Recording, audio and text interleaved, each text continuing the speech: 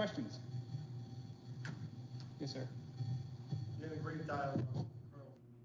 That's everybody called you up this night. No.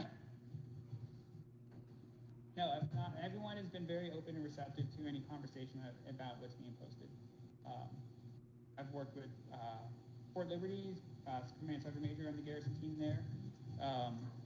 He's been great on cutting red tape.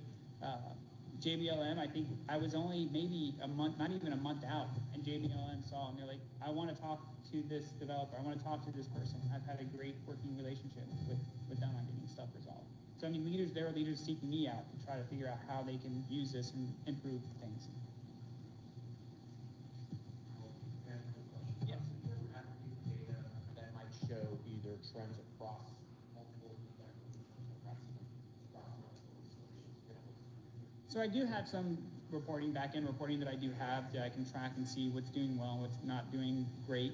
But you can also see that in the app. I do post highest average, so I do have a breakdown of what installations are doing well. So I try to break down a rating of their merits and their dining facility experience as well. Mm-hmm.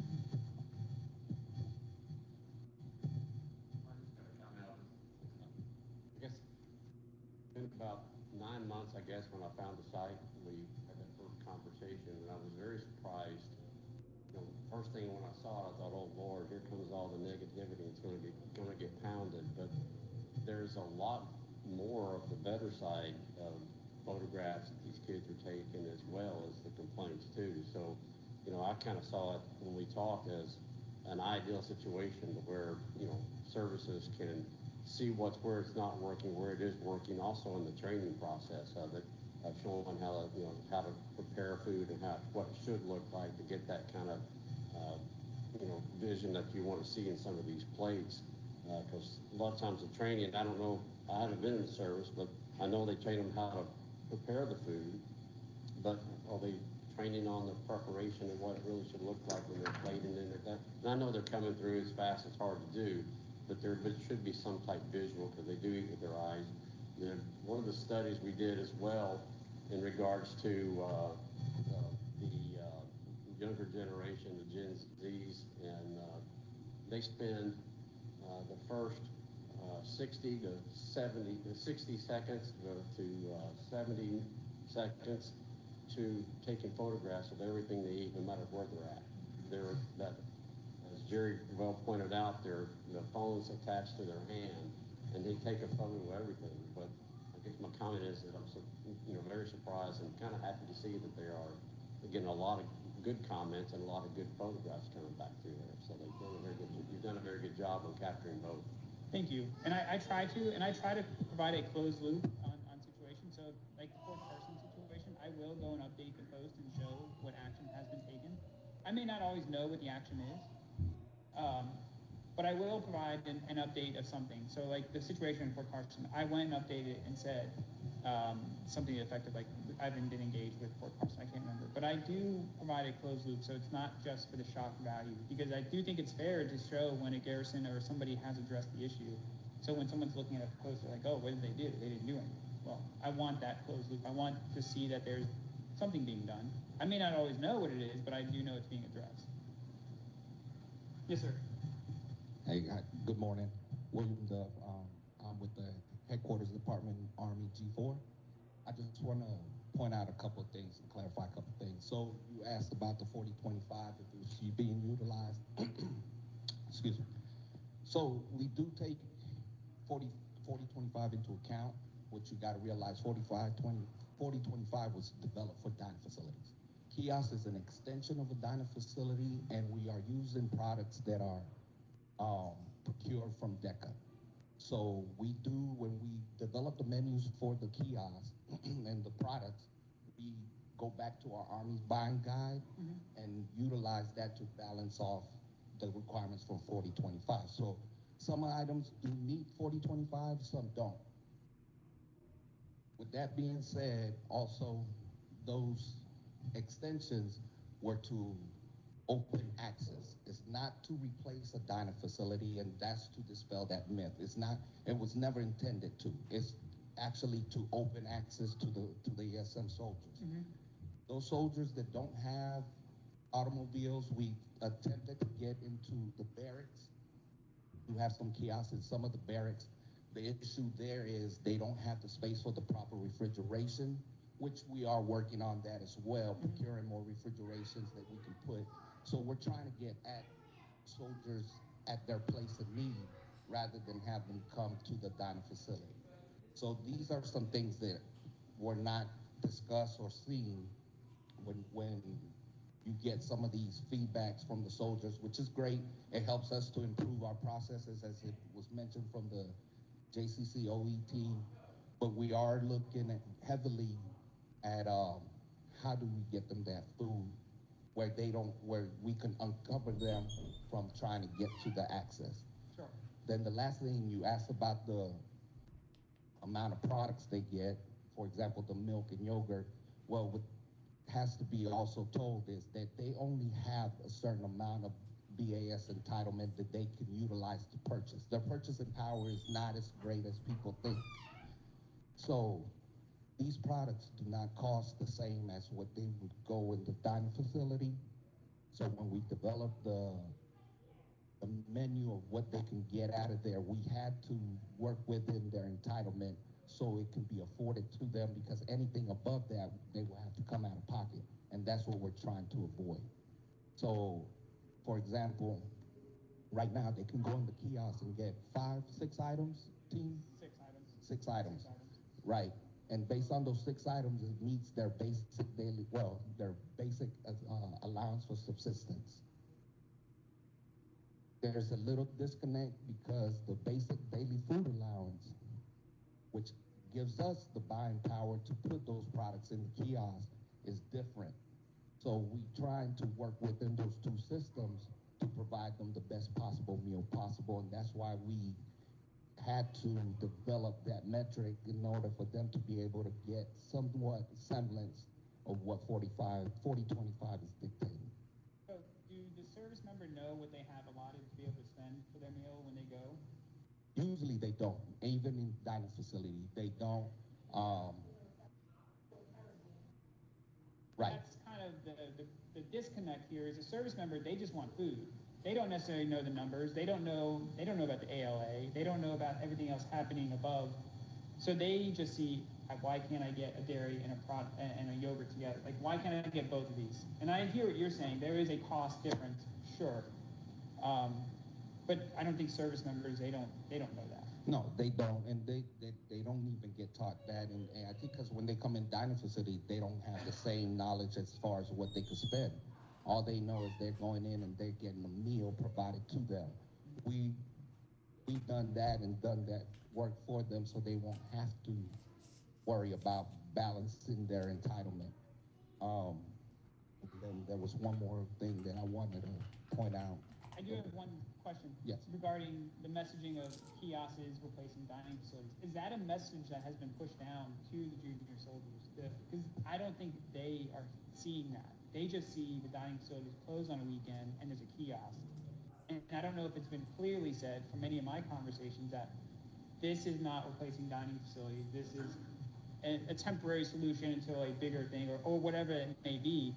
The impression is that, is this a test to see how we can replace dining facilities? Because dining facilities aren't getting used, and there's also a shortage on 92 golfs. I mean, we know that. So they see it as, is this the Army's way to replace that? So the messaging has been given to the leadership. It's incumbent of leadership to push it down to their subordinates, and keep it in the Army ways. But as we get out there, our teams have went out there, the assessment teams, and they've talked to the soldiers on the ground. They've relayed that message as well, so they know that this is not a replacement. And that's I think that was a misnomer that some leaders took and either pushed down or did not. But in their minds, they also thought of it as a replacement. And it's never been intended to be a replacement. Like I said, this was an additional capability to reach and give access to those who didn't have access. Which I think is great. A question that I haven't been able to get answered, but is the intention to close dining facilities on weekends? Well, that is part of the intention, but it's up to the command, because what's happening right now is the field feeding companies that usually run these dining facilities or the BCTs, they are so overtasked with high op tempo that the 92 calls are not getting relief. So where's their relief? So in order to provide some relief, the meal prep program was stood up. Kiosks were developed to help assist with giving some relief to the 92 golfs. Because even when we close on the dining facility on the weekend, guess who's running the kiosks on the weekend? There's still 92 golfs running the kiosks. So there's still a workforce that still needs some relief, and they need the R&R just like everyone else, but they're not getting it because the high up tempo of their mission, which their metal task is field feeding, not garrison feeding, but now it's garrison and field. So you have these 92 golfs who are expending an exuberant time, time away from their families, either in the field or serving in the dining facilities to help facilitate the overall food ecosystem on the installation. Which makes sense. I think the kiosk model, from my feedback I've been seeing, the kiosks work great as a supplement, but I don't think soldiers want to see the dining facilities go away. And I think, but you're absolutely right. Like field feeding comes first, because without being in the field, you have to have food. So right, and I'm not gonna, take AMC's thunder away, but some of the initiatives we're looking at is not gonna take away dining facilities, and it's improving dining facilities, even if we're going to a different labor force in order to keep that food option on the installations. So just want to make sure, just like the food truck, that's also an additive to get access out to the force, not to replace. I just think soldiers want to know that the dining facilities aren't going to be replaced by this. I think that's a big messaging that I'm seeing, is that they are under the impression they are. And we've gotten that message out. Like I said, the leadership knows it's incumbent to them to inform their formations as well. That way we keep everything within the right ranks. And like the AMC stated, they sent out the food, the assessment teams to see the installation as a whole, and also get the word out of what is not being said or told to the soldiers, because part of their assessment was to sit down with soldiers on ground level and spread the word out. So we're hoping that they will also tell their friends, their battle buddies, hey, they're not going away, they're not replacing them. This is just, an additional capability for us to utilize. Well, I will also pass that message along, because that's good. That's comforting for me to hear as well, because before coming into today and this weekend, I was under the impression the image that I'm seeing before today was that, is this a testing ground to remove dining facilities? And definitely when AMC, Ms. Bozier, gets up and she gives her brief tomorrow, you'll hear a lot more of the great work that's being done across the food service enterprise and the three and the line of effort owners that we have within the food program, how we're tackling all this. Okay. And Rob, I'll say this discussion we're having right now, it leads into okay. So when Rob started this briefing, he said it was to give a voice. Now, whether that voice has a different perception than what's intended, this is still good feedback for everybody to improve the processes and the protocols. And now we share a responsibility to fulfill and correct some of those things. We need to collaborate. Yes. Thank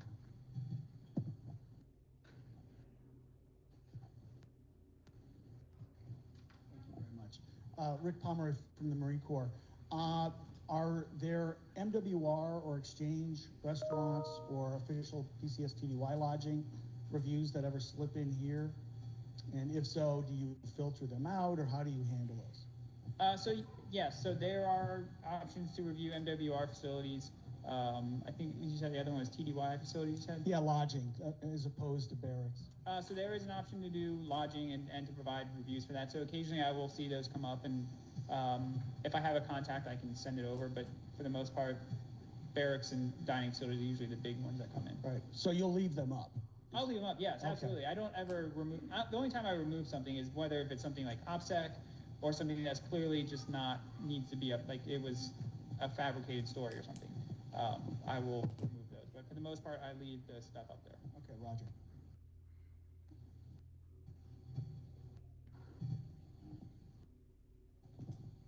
Yeah, thank you, Rob. I think you can see your combat duty prepared you well for this. Let me ask, if you look at Yelp or other sites that do reviews, how would you compare Hots and Cots to those? And also, do people review off-base installations? Because we started off the conference talking about how we want to keep share of wallet on base. But if they're only reading, if the bad reviews are not shared in terms of the off-base establishments as well, it kind of pushes business, has a practical effect of pushing business off base, or maybe not. Can you comment on both of those? How do I differ from Yelp and other ones? I think the big one is I have ties into the military community. I think for Yelp and others, which I think they do a great job what they do, but there's no ability for them to kind of circle back on issues. Like Yelp as a company, maybe for the business individual, if they do a review, they'll circle back with a bad review. But for me, I think I differ just because I'm military focused. I have a connection group. I have resources that maybe Yelp doesn't have for military to tie into that. And as far as off-post installation like reviews, I've been asked about that. I don't have any plans to kind of move to that sector. I plan to stay within the military installation footprint if possible. I don't know if that answered that kind of. Yeah, and one other thing, how would you assess the military, just based on your observations, their ethic? I mean, we're going to a lot of honor system kiosks. We're going to a lot of delivery. We're trying to get